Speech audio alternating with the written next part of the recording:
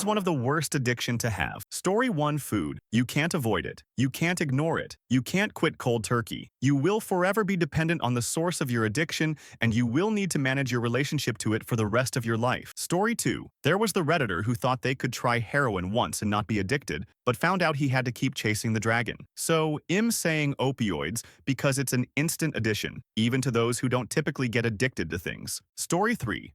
Alcoholism. I'm almost 10 months sober. What a ride. Edit. I've got to get to work, everyone, but I'll comment back and respond as much as I can. Y'all are awesome. Edit 2. I am officially off the clock and am so happy with the results of this post and the comments that have appeared. You guys have made my day. I thank you all, and if you ever want to talk or need some help, hit me up. Story 4. I scrolled through a bunch of answers and didn't see anyone mention this hoarding. My dad has a serious hoarding addiction, and the intense anger he flares anytime he catches someone else in the family throwing something away that belongs to them, that he doesn't think should be thrown away, has wreaked havoc on my mental health. And seeing hoarded stashes every day around the house played a part in destroying my mom's mental health as well. She's basically devolved into being a severe conspiracy theory nutjob for the past several years, and I think it was partially caused by my dad's hoarding. In addition to worsening our family's mental health, his hoarding addiction has also cost us tens of thousands of dollars. Because for several years now, we've been living in a house that we basically can't afford, but we can't downsize, because we need this current-sized house to fit all of his hoarded stuff. Story 5. I'd say food, because it's the only addiction that you simply can't quit, and every holiday celebration is centered around food. Edit. Sorry. Haven't been able to reply to any of you. Was at work. At first, there were many bad takes, but I'm happy to see so many people with common sense restoring my faith in humanity. I'd like to thank all those of you who shared their experience. If you are struggling, you are not alone. Stay strong. Find people to help you. Tackling this on your own won't do. You know this. You've already tried 45 times. Sending you all love and hugs. Story 6 is underestimated. Heavy addicts sometimes need 2 years to beat the addiction. Edit. I meant that from the moment of quitting that withdrawals can last 2 years. I was addicted to soap once, but am clean now. Story 7. Alcohol. It's legal, readily available, inexpensive, and very insidious. It's also the most effective in treating anxiety symptoms. I often wonder how many alcoholics are just treating their anxiety because you can't get a script for anti-anxiety medication anymore. Story 8. Opioids were my personal vice, and they were pretty terrible. Eventually, you hit a point where you wake up every morning with what would appear to be a sinus infection from sneezing like a nauseated as shitting like a madman. And in that condition, you have to not only hustle up enough money for a bag, but you gotta wait on the dope man who is always around the corner. But that particular corner may be 45 minutes away. If you make it through the ordeal without shitting your pants in the car, maybe it's as good as the he sold you yesterday. But even if it is, it's only going to get you in good enough shape to figure out how to lie, cheat, or steal your way to enough cash to maybe actually get a little high for a few hours. However, the longer you've been living the junkie life, the more bridges you've burned and more pawn shops and scrap yards won't buy whatever you're selling, and your family is smart enough to lock up anything of value. I waited tables and bartended and found it was the most effective way to fund the habit. I worked doubles pretty much every day, so I would get a bag fronted to me before the lunch shift, go on break, pay the dope man for the morning hit, plus whatever I could afford after, go back and close out dinner, stop by the dope man's place on the way home and buy whatever I could afford after a pack of smokes and just enough gas to get me back to the same spot the next day. Also should add, once again, this is to rarely be actually high. Usually just keeping enough heroin in you to go do it all over the next day. Story 9. Social media, unlike other addictions, it's only now starting to be seen how damaging it is and does not have the effective treatments that's not just turn it off. Story 10. Anorexia. As someone who has battled it for years, I suppose because it never fully goes away. And you can't avoid food. No matter what happens, you always have to come back to it to survive. Story 11. Negative thinking. I know it sounds stupid, but it's so hard to get out of, and before you do, it's become so normal to you that you feel you're stuck in a loop. Story 12. Collecting things can lead to an awful addiction of hoarding. I've seen people start with a simple fun hobby of collecting something they enjoy, and then it spirals out of control beyond repair. There's a lot of shame attached to it, so a lot of people don't ask for help and just spiral further into hoarding. Story 13. I had started abusing drugs at 14, got into the rave scene in the 90s and broadened my drug intake, went through several main addictions like daily user of coke, where I decided to become a dealer to support my habit. One buyer liked crack, so I learned to cook. Then I started smoking it too, ignoring the 10 crack commandments entirely. Went from reuping with cash to getting fronts to owing the coke man. Had to quit. Wasn't easy, but not too hard. Next big addiction was meth. Two different periods in my life where I was a daily user. First time I got hooked, went about a year until my guy got busted and I had to quit. Was going okay until I started working third shift in construction, and my sub that worked for me was a dealer. Gave me some for free. That's all it took. Daily use for about 3 or 4 years until he got busted. Had to quit again. During all these years, up until I was almost 38, I had been abusing opiates. Started with needing them for my back, but loved the feeling, the euphoria. I felt invincible. Always worked physically demanding jobs, so I convinced myself I needed them to get through the day and the weekend when my body still ached, or if I was going out. Started where a couple of 5-million hydrocodones would get me through the day, then 10 mios, then 4-8 a day, then 30-meter roxycodones. I would panic when I would get down to 10 pills left and start the calling texting process of dealers. Waiting was always the worst. The withdrawals would come within less than a day. Then fent started being used to make pressed 30s. Some were okay, some were bunk. I was jobless at this point, but dated a guy who liked drugs almost as much as me. He had no idea how much I was using. I always hid it well. Then he lost his job. I started selling or pawning my tools, and I love my tools. After getting some bad 30s, I decided I needed help. I couldn't do it myself. Found a free IOP rehab program and got into MAT intensive outpatient and medically assisted transition. Last use was July 19th, 2018. A week after I started rehab, the kid I had bought those 30s from died from an overdose on the same batch of pills I had gotten. Mine had 0 fent, but his got all the fent. Dealers pressing pills aren't using labs and carefully measuring doses. I got lucky, he didn't. He was only 18, still get cravings. I'll always be an addict, just no longer an active addiction. My gallbladder tried killing me and I was in the hospital for a week. They had to counteract the Suboxone in my system for the pain relief to work, and it took a couple of days for any relief. Suboxone blocks your opiate receptors, so that if you use, you won't get high. Told them my prescriptions in the ambulance and was honest, which then made them label me as a drug seeker. So I almost died in the waiting room as my gallbladder ruptured. After 12 hours, then they did an ultrasound. Things moved quickly after that, LOL. Currently have a pinched nerve in C5, C6 of my vertebrae. Feels like I bumped my funny bone in one arm, but constant pain. Hopefully no surgery is needed because needing pain meds is a huge fear of mine, which, if I'm having surgery, I will need. Nothing was harder to quit than opiates, not even cigarettes. Story 14. This is going to sound insane, but addiction. I have a friend who, in my opinion, is addicted to addiction. He has been an alcoholic, a drug user, a gambler, you name it. He rock bottom at it. He replaces one vice with another. It's sad. My personal worst addiction is caffeine fast food. They go hand in hand in my life. I'm trying to kick them both currently. I've kicked cigarettes and alcohol, but these two replacements have got their claws in me deep. Alcohol. I'm 8 months sober after 10 years of drinking every single day. It's socially acceptable, so it's easy to do just sometimes, and also easy for it to spin out control. Story 15. Self-harm. I've been dealing with it for 12-13 years now. There's movements where you stop, but the methods always come crawling back. They whisper to you and convince you, groom you into complying with their demands, their desire to be reused again. Story 16. This is hard to admit, especially a girl, and a lot of guys may not know it affects us too. But definitely pornography addiction. I have been watching it way too often, and it affects my expectations I have of guys, and my own performance when I go to have. Story 17. Worse for whom? It's always hard to be addicted to something, but in some cases it's worse for the people around them due that they can't do anything to help. The addict may disappear and family and friends don't know anything. Living in the unknown is very hard for people, especially if it is a high risk the person they care for is dead. But I would think it would be heavy drugs that's one of the worst. Story 18. Fentanyl, or any opioid opiate. I'm sober now for the first time in 14 years. First year will be July 5th, though I've lost a lot of people, including friends I had from childhood who got mixed up in it as well. Story 19. Food. Heat me out here. When you have something like binge eating disorder, your brain hammers you constantly with thoughts of food. What are we eating now? Why aren't we eating now? I see we're eating now. What will we eat next? All day, no matter what you're doing, part of your mental bandwidth is food, food, food, food, food, food, food, food, food, food, food, food. Like with so many addictions addictive type behaviors, people try to give you advice.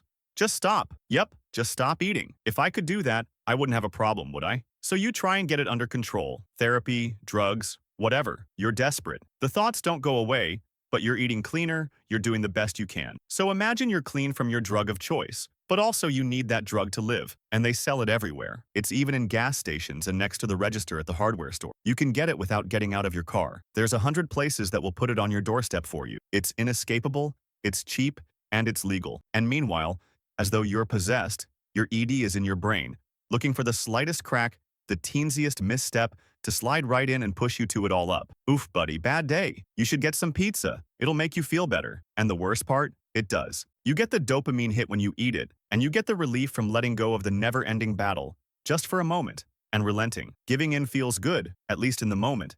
And sometimes, you're just out of willpower. Hey, good day today. Worked hard? Got promoted. Let's celebrate. With food. Ooh, not feeling so hot today. Well, still need to eat, so whatever sounds good, eat that. And on and on.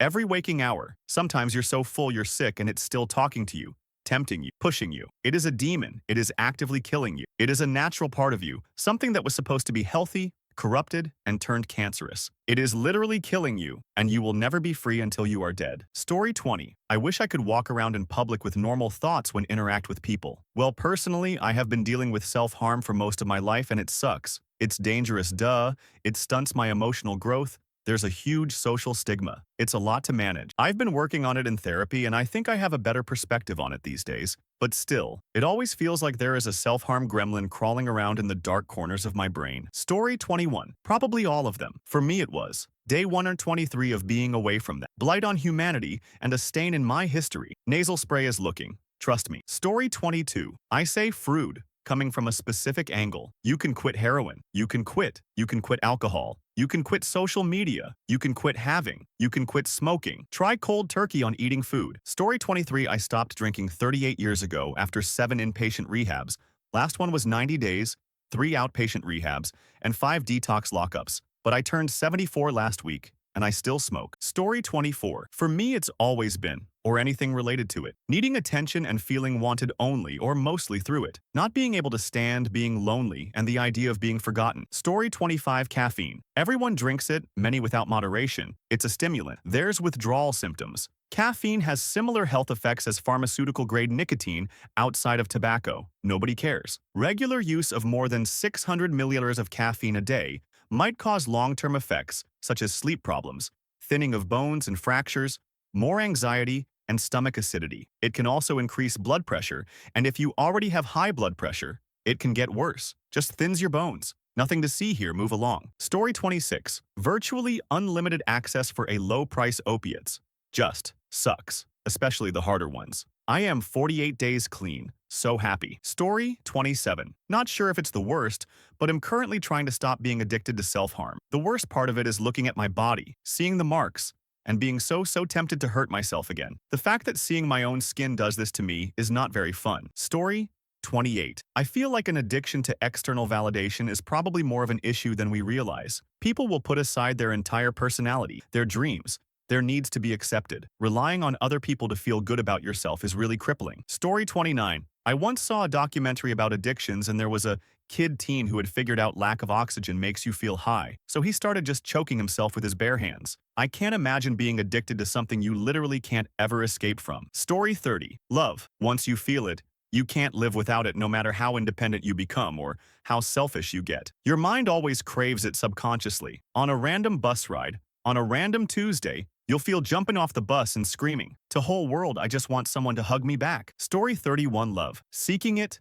wishing for it, wanting it, sacrificing everything you are for it only to lose it. Look at Reddit. What other topic plagues the human mind more? Story 32. Gabapentin, poor man's cocaine. It's crazy gabapentin isn't labeled as a controlled substance in Canada, and most states, its crazy gabapentin abuse doesn't seem to be discussed enough in the wider addictions community. Story 33. Alcohol. I had to witness a bunch of people in my family wither away from their addiction. It's being put in your face no matter where you go. No matter the occasion, alcohol is served almost everywhere. It's so normalized and sometimes even expected to consume alcohol that it feels like there's more negative stigma around not drinking than there is in drinking. I stopped drinking alcohol in 2021 and have been pressured so often to just have one glass. It's insane. I really had to stand up for my decision to not drink and got into a bunch of arguments over it in the past. We always picture the extreme scenarios when thinking about alcoholism. But if you're drinking a beer or a glass of wine every single day, or every other day, to wind down from work or when you're hanging out with friends, you're already there. Don't even get me started on blackout drinking while clubbing or partying. That's such a big problem. Story 34. For me, gambling. Lost so much money behind the back of the one I love. When she found out after a year our marriage was almost over. That was 2 years ago. and I am glad to say I have never gambled since. Story 35 to work. People are addicted to overtime. Recently in my debt, they allowed for 8 hours but cut it back to 4 hours. So they would work 75 hours, then go on and work another 8 hours. Errors increased as we are surgical processors. Life is short and my friend died suddenly she was in her 40s. I rather spend my time with people I love. Money is great, but family and friends is way more important. Story 36. Your phone. The minute you wake up, you start checking social medias. And then you just stay stuck in your bed for 2 or 3 hours just scrolling and checking until you get up. What I think is worse is if you're addicted to social media to a point where it revolves everything you do with your life. Like literally if someone doesn't like your post or someone doesn't do this for that, it ruins your day. Story 37 meth and Xanax meth. Extreme euphoria and mania, followed by a miserable crash. The mania and agitation caused by meth makes the user a threat to themselves and others. It has serious physical effects and harms your brain's ability to make dopamine on its own. Quitting can mean months or years of crushing depression and anhedonia. Xanax. Very addictive and socially accepted. Users can black out, lose time, etc. A lot of people seem zombified while on a Xanax binge, but Xans also lend themselves to criminality. Oddly enough, they withdrawals are miserable and can lead to life-threatening seizures. The terrible withdrawals will drive people to desperate measures for a fix. Pressed Xanax pills often contain no alprazolam at all, but rather a toxic blend of synthetic benzos and opioids, drastically increasing the danger. Story 38. Alcohol, in my opinion. It's literally everywhere. Commercials, stores, sporting events, concerts, restaurants, billboards, at social gatherings. You can't go anywhere without being reminded of alcohol, but I made it, 9 years sober. Story 39, sugar. It kills an estimated $100,000 people in the US every year. It can lead to kidney failure, amputation of lower extremities, and the one killer in the US, heart disease. Sugar is regarded medically as one of the hardest addictions to quit. Story 40, alcohol. You can't get away from it. It's sold everywhere. It's advertised everywhere. I had a guy addicted to crack. Tell me that he's glad he's not an alcoholic. Because when he's clean, he can sit down and watch TV or can go anywhere and not have to see advertisements for crack, but alcoholics don't. Story 41. Ketamine because it's highly underestimated. People treat it like LSD or mushrooms, and it's so much more dangerous. I call it psychedelic heroin. If you've never watched someone K-hole, it looks virtually identical to someone using fentanyl. It's really easy to get addicted and find yourself using more and more, especially if you're into K-holing. A lot of people will find themselves chasing that dragon. You can reach the point where you need to start injecting Ket to feel anything in a matter of months. You can also easily damage your renal system in a very short span of time. I'm still having bladder issues going on 3 years later after I quit. Story 42. Stress anxiety. It sounds counterintuitive, but you can get addicted to the state of high cortisol tension and feel ill at ease when not in fight or flight. It is a terrible state of being. Story 43. Any heavy drug. You won't last long. You'll be irrecognizable. Drag family and friends. Destroy everything around you. You'll haunt the deepest pit ever. And when you come back, if you do, the collateral damage will be there and last. Story 44. My friend is addicted to food, pot, gambling, self-gratification. He is a mess. Has gained and lost over 100 pounds 3x. He is hundreds of thousands of dollars in debt from gambling, can't have an intimate relationship, and barely has any friends anymore. He does not want to change, and when asked what would help, he says, "If I were rich, this wouldn't be a problem." Addiction is a real. Story 45, shopping. Especially with online shopping and Apple Google Pay, you can authenticate payments so easily and the anticipation of a package shipping and getter delivered. You eventually keep chasing that dopamine rush with bigger and/or expensive stuff you don't even care about and forget you ever bought. And to that, the payment options that let you split payments every month, it keeps you hooked, thinking you can buy more and keep things. Story 46. I'm sure there's worse, but binge eating. People don't need to smoke or drink or do drugs or have, etc.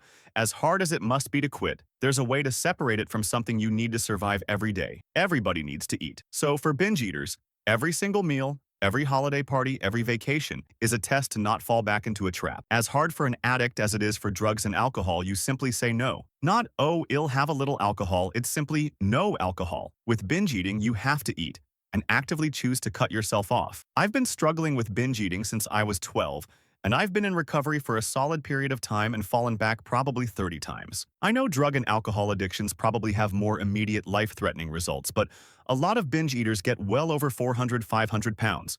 with a ton of health complications, and there's not a lot of resources for it. Story 47. Being in love with someone abusive. It drains you until there's nothing left in you. The person you are after is never close to who you were without them. You'll mourn losing yourself amongst other things forever. Story 48. This answer is maybe a bit left of center, but negative self-talk. Obviously, it wreaks havoc on one's self-perception, but the impact leaks deeply into almost every aspect of one's life the longer it goes on, in ways and areas that wouldn't be expected. Story 49. As someone who has battled alcohol addiction for the past 16 years, I would have to say alcohol. It destroys your organs, your relationships. You end up doing and saying things you never would and don't even remember it. It is legal too, so the addiction is insidious. It sneaks up on you and robs you of your spirit and completely destroys who you used to be. Before you know it, you have no idea how to find happiness anymore without it. You have no idea who you were before you started drinking a fifth a day. And you want so badly to meet yourself again, but you can't. Your only dopamine comes from the alcohol, and that's just the tip of the iceberg, so to speak. I wouldn't wish this addiction on those I've hated the most.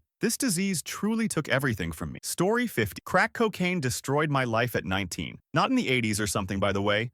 I'm 26 now. I tried it, and immediately I began spending $200 a day on average. All day, and all night it was 1 go to the ATM, 2 meet the dealer, 3 go home and smoke crack, 4 go to the ATM, 5 meet the dealer, etc. Couldn't have a job, ended up homeless, would do anything just to scrape together 20 for 1 or 2 hits. I got clean that same year, but had a few relapses in the years to come. There were nights after a relapse where I managed to blow 500 in a night, maybe more. I learned that anytime I get drunk, I'm gonna find a way to buy crack, so I don't drink anymore. However, in all this time, I have been completely unable to quit nicotine, so I guess nicotine is worse. Story 51. Meth. I work with the homeless and formerly homeless. Heroin fent might be excruciating to withdraw from, but there's something about the meth available in the last 10-15 years, as compared to years before that just seems to scramble people's brains. It seems once it happens, even getting clean doesn't help. There's little to no coming back. Story 52. Opioids. Worst by far. Your body has natural painkillers, but